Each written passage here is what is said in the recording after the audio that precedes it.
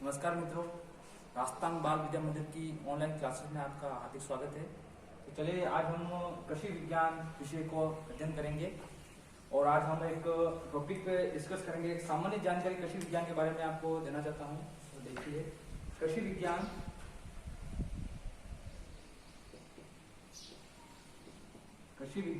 Agriculture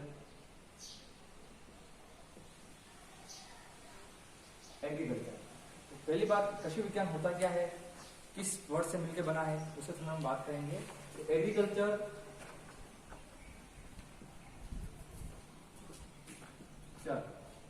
तो देखिए, agree इसके दो टुकड़े हुए हैं।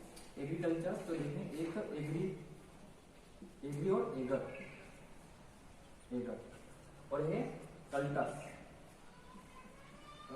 या कल्टस, ठीक है। तो दो शब्दों से मिलकर बना है और एक लैटिन वर्ड है।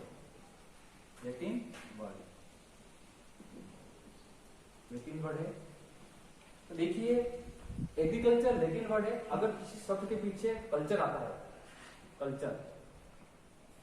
किसी वर्ड के पीछे अगर कल्चर आता है तो वो कौन सा शब्द का है, कौन से वर्ड का है? तो लैटिन भाषा का शब्द है। तो एग्रीकल्चर में एग्री का क्या होता है? सोइल। क्या होता है? सोइल। और कल्चर का अर्थ होता है खेती करना या खेती करना। तो देखिए, मृदा में खेती करना। अगर एग्रीकल्चर की मैं परिभाषा बताऊं तो कृषि विज्ञान की वह शाखा जिसमें कृषि से संबंधित सभी उद्योगों का या उद्यमों का अध्ययन किया जाता है, उसे हम क्या कहेंगे? कृषि विज्ञान। अब देखिए, कृषि विज्ञान में कौन से उद्यम, सभी उद्योग, जितने भी उद्यम है उसका अध्ययन हम करते हैं। जैसे एपीकल्चर ले लिया, एपीकल्चर हो गया, जैसे शहतूत पालन हो गया, जैसे एनिमल हस्बेंड्री हो गया, जैसे एनिमल हो गया, उद्यान विज्ञान हो गया, एंटोमोलॉजी हो गया। यानी जिसका भी हम अध्ययन कर रहे हैं, जिसमें भी हम एग्रीकल्चर में जिस उद्योग का, डेयरी कल्चर हो गया, डेयरी संबंधी उद्योग हो गए, जैसे मधुमक्खी पालन हो गया, जैसे शहतूत पालन हो गया, अगर उन सबका हम अध्ययन करते हैं तो किसमें आएगा? एग्रीकल्चर में आएगा। तो मैं कह सकता हूँ एग्रीकल्चर कृषि विज्ञान की वह शाखा है जिसमें कृषि संबंधी सभी उद्योगों या उद्यमों का अध्ययन किया जाता है। तो इसका ये दो शब्दों से मिलकर बना है, एक है एगर या एग्री और एक कल्टस। एग्री का अर्थ होता है सोइल और कल्टस का होता है खेती करना। तो आगे देखिए दोस्तों,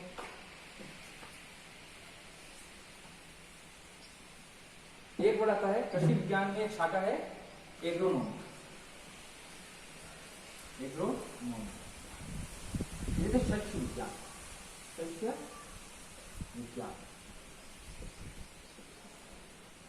तो देखिए, एग्रोनॉमी किसे कहते हैं? ये भी दो शब्दों से मिलकर बना होता है, एग्रोस और नोमस। ये भी दो शब्दों से मिलकर बना है, एग्रोस और नोमस। एग्रोस का अर्थ होता है फील्ड, और इसका नोमस का अध्ययन होता है अध्ययन करना या सॉरी मैनेजमेंट या प्रबंधन।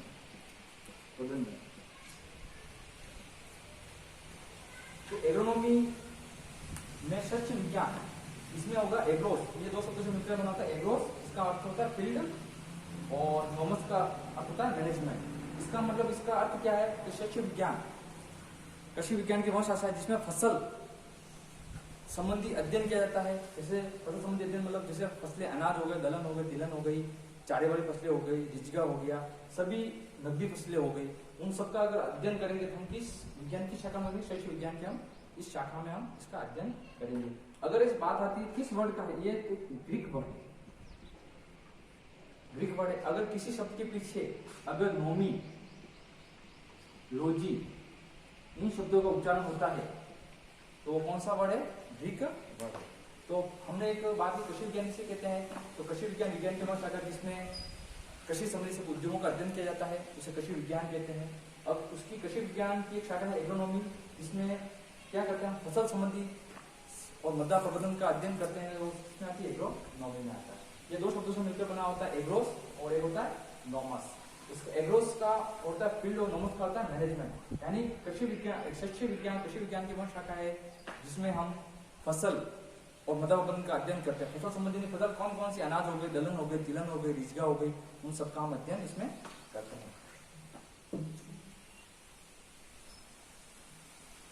एक इसकी एक और शाखा है हॉर्टिकल्चर।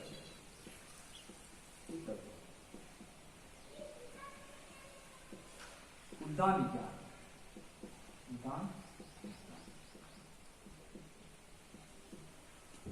देखिए दोस्तों, हॉर्टिकल्चर ये भी दो शब्दों से मिलकर बना होता है। देखिए, एक है होटस, एक होता है कल्टस। तो देखिए, होटस का अर्थ होता है गार्डन या उद्यान, और कल्टस का अर्थ होता है खेती करना। तो हॉर्टिकल्चर जिसमें दो शब्द है, हॉर्टिकल्चर कल्चर शब्द आ रहा है तो इसका मतलब किस शब्द का है, किस भाषा का है, तो कल्चर आता है वो लैटिन भाषा का शब्द है, लैटिन भाषा का शब्द।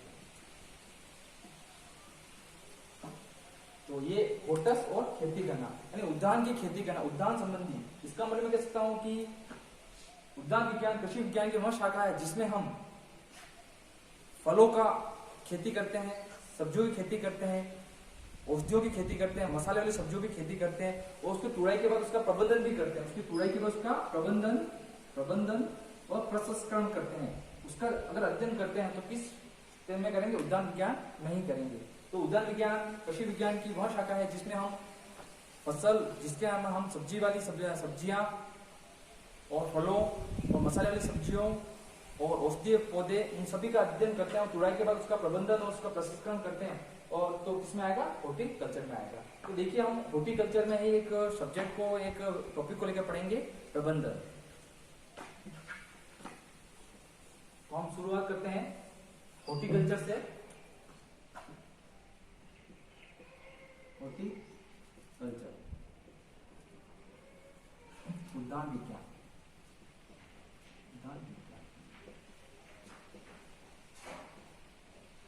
देखिए हॉर्टिकल्चर में मैंने बताया था एक पोमोलॉजी आता है, पोमोलॉजी, पोमोलॉजी फल विज्ञान, फल विज्ञान। तो देखिए, फल पोमोलॉजी में अगर हम हॉर्टिकल्चर पोमोलॉजी का अध्ययन करते हैं, फलों का कितने प्रकार के फल होते हैं, क्या है, उसका हम इसमें स्टडी करेंगे। सबसे पहले हम फल विज्ञान में हम पढ़ेंगे प्रोपोगेशन, प्रवर्धन। तो देखिए प्रवर्धन क्या होता है, इसमें प्रोपोगेशन।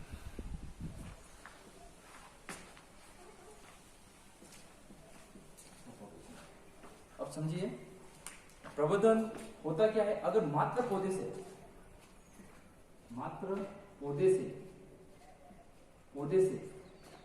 किसी नए पौधे की उत्पत्ति होती है, किसी नए पौधे की उत्पत्ति होती है,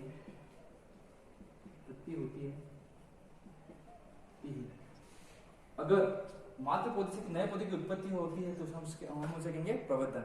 यानी किसी एक पौधे से बहुत सारे पौधे बनना, उसे भी हम क्या कर सकते हैं, प्रवर्धन। अब मात्र पौधे से भी नए पौधे की उत्पत्ति कैसे होती है, चलिए समझेंगे। मात्र पौधे, अगर मात्र पौधे का कोई मैं बीज लेता हूं, या उसके तना लेता हूं, या उसकी कोई जड़ लेता हूं, या उसकी कोई पत्ती लेता हूं, अगर मात्र पौधे से कोई बीज, तना, जड़, पत्ती लेकर उसे मृदा में रोपता हूं या उसको प्रत्यारोपित करता हूं और जिसे एक नया पौधा बनता है, तो हम उसे कहेंगे प्रवर्धन। ठीक है, तो हम कह सकते हैं कि मात्र पौधे के बीज, तना, जड़ और पत्ती से अगर एक नया पौधा बनता है तो किसमें इसका अध्ययन करेंगे, प्रवर्धन में अध्ययन इसका हम करेंगे। तो देखिए, प्रवर्धन भी दो प्रकार का होता है।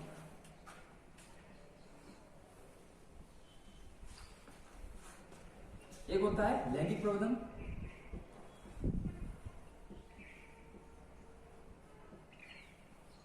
एक होता है अलैंगिक प्रवर्धन।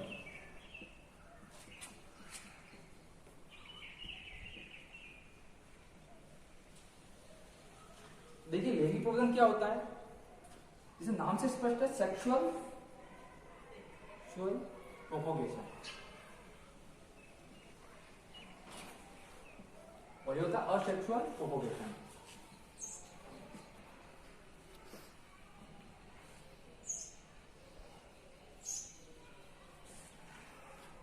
तो लैंगिक प्रवर्धन सेक्सुअल प्रोपोगेशन और अलैंगिक असेक्सुअल प्रोपोगेशन। तो हमेशा लैंगिक प्रवर्धन बीज से होगा। किससे होगा? बीज से। तो कैसे होगा देखिए, बीज से कैसे होगा? सेक्सुअल, अगर कोई मादा युग्मक है, मादा युग्मक और परागकण, क्यों हम फलों के संदर्भ में बात कर रहे हैं, फसलों के संदर्भ में बात कर रहे हैं, तो मादा युग्मक और परागकण ये है नर युग्मक। इन दोनों के क्रॉस से, निषेचन से क्या बनेगा? बीज बनेगा। क्या बनेगा? बीज या भ्रूण बनेगा। तो देखिए लैंगिक प्रवर्धन हमेशा बीज से होता है। किससे होता है? बीज से होता है। अलैंगिक प्रवर्धन होता है वानस्पतिक भाग से, पौधे के वानस्पतिक भाग से या कायिकी भाग से,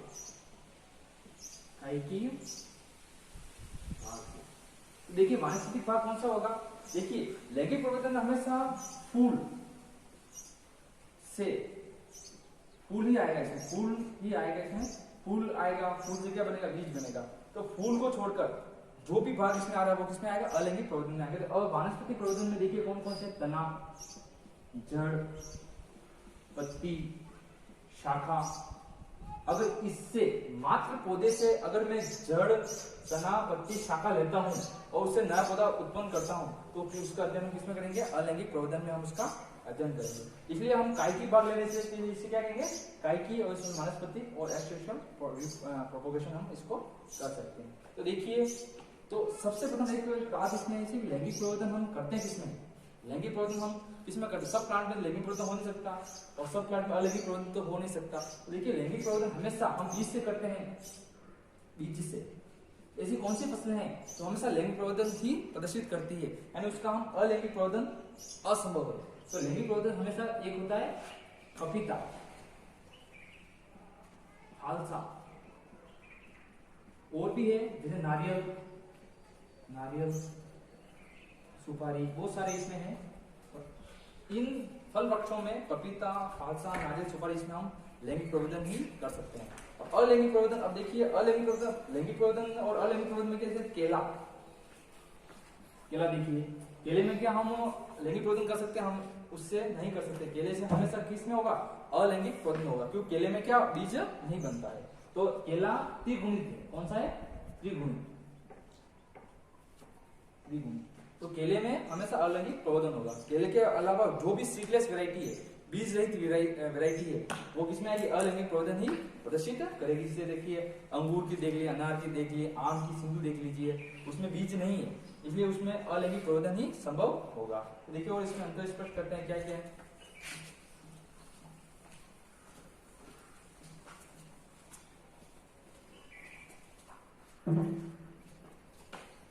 देखिए अंतर स्पष्ट करते हैं लैंगिक प्रवर्धन और अलैंगिक प्रवर्धन।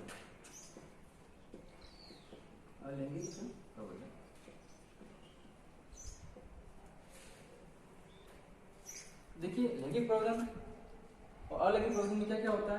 लैंगिक प्रवर्धन में विभिन्नताएं आती है। क्या आती है? अगर मैं किसी बीज को मृदा में रोपता हूँ और एक नया पौधा उत्पन्न होता है, तो उसमें क्या आएगी? विभिन्नता आएगी। कैसे आएगी विभिन्नता? देखिए विभिन्नता आती है।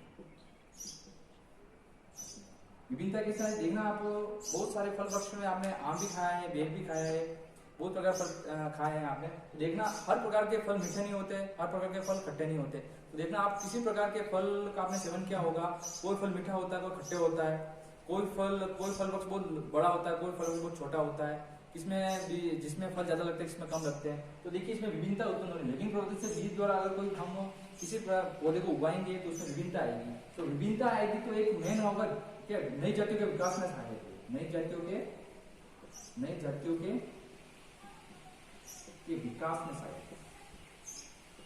विकास में सहायक। तो विभिन्नता आएगी और विभिन्नताओं से नई जातियों के विकास में लैंगिक प्रवर्धन सहायक है। अब मैं बात करता हूँ अलैंगिक प्रवर्धन में। तो अलैंगिक प्रवर्धन में विभिन्नता आएगी क्या? विभिन्नताएं हमेशा लैंगिक प्रवर्धन से आएगी। अलैंगिक प्रवर्धन में विभिन्नताएं नहीं आएगी। इसमें समरूपता आती है। क्या आती है? समरूपता आती है।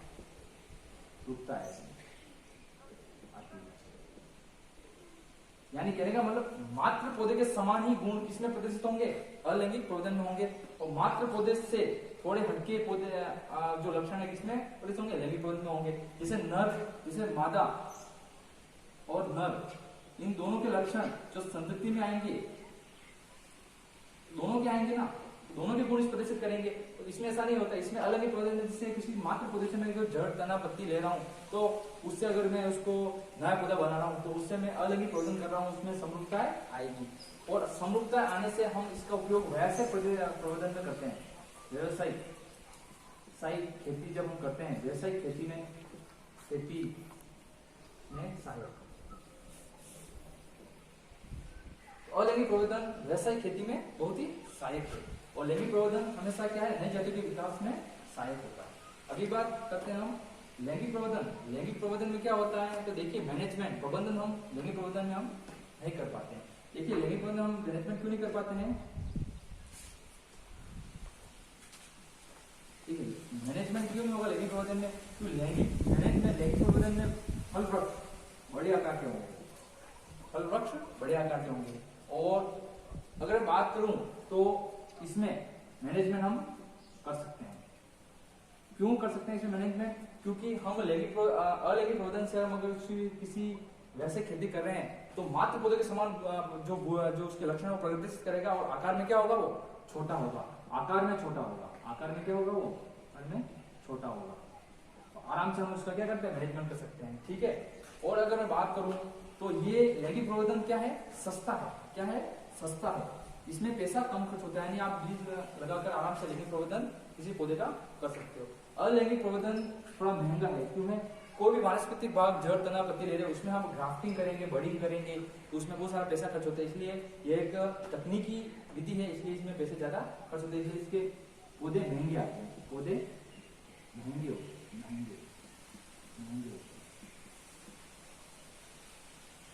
अब इसकी बात करेंगे तो देखिए लैंगिक प्रवर्धन में क्या होता है कि कीट और रोग प्रतिरोधक क्षमता इसकी अच्छी होती है, रोग और कीट सहनशील होता है,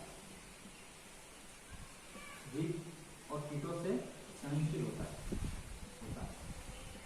बाह्य वातावरण से भी क्या होता है, बाह्य वातावरण के प्रति सहनशील होता है। और अगर अलैंगिक प्रवर्धन की बात करता हूं तो रोग और कीट के प्रति संवेदनशील होता है, कीट के प्रति संवेदनशील होता है। तो लैंगिक प्रवर्धन में रोग और कीट के प्रति सहनशील होता है, और बाह्य वातावरण के प्रति सहनशील होता है। और अलैंगिक प्रवर्धन की बात करूं तो पौधे रोग और कीट के प्रति संवेदनशील होता है, और बाह्य वातावरण के प्रति भी क्या होता है, बहुत संवेदनशील होता है। अब बात करता हूं कि लैंगिक प्रवर्धन से जो बीज उत्पन्न करते हैं हम, वो संख्या में बहुत सारे उत्पन्न कर सकते हैं, पर अलैंगिक प्रवर्धन से हम जो होते हैं, जो पौधे कम संख्या में उत्पन्न कर सकते हैं। इसलिए देखना कि लैंगिक प्रवर्धन हम करते हैं फल वृक्षों में, हम इसका उपयोग बहुत कम करते हैं। हम फल वृक्षों में अगर बात करते हैं तो अलैंगिक प्रवर्धन की विधि ही हम अपनाते हैं, ठीक है। चलिए इसके अंतर हो गए, आगे बात करते हैं हम इसकी विधियों के बारे में।